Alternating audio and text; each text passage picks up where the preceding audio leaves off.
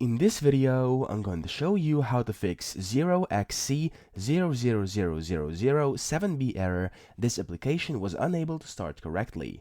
So, in case you're getting this error which says the application was unable to start correctly, and then this error code, click OK to close the application, with the only thing you're able to do pressing OK.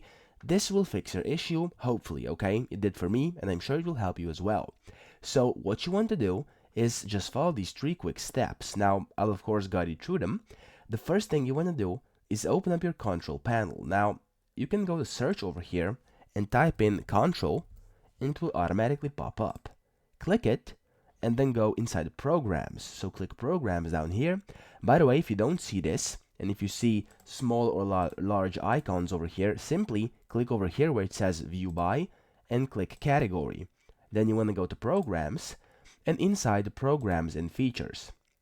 In here, you want to click over here on the left where it says turn Windows features on or off. Then you will have to put in your admin PIN, so if your PIN of your computer. If you have to, do it. If you don't, it means that's okay, and you don't have to.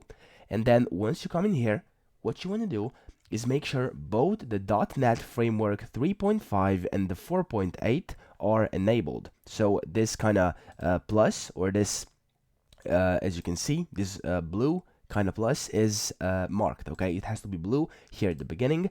So usually the 3.5 isn't enabled in case you have never enabled it in the past, okay? So in case you've never done this, you have to press over here, make sure both are blue, press OK, and what this will do is it will update your computer and it will turn on the feature and kind of change the computer in a way that will probably and hopefully help you run the program normally, okay? Now once you do this, you want to press OK, and then you want to restart your computer. Once you've done this, what you want to do is simply try if the game or if the application that caused this issue works.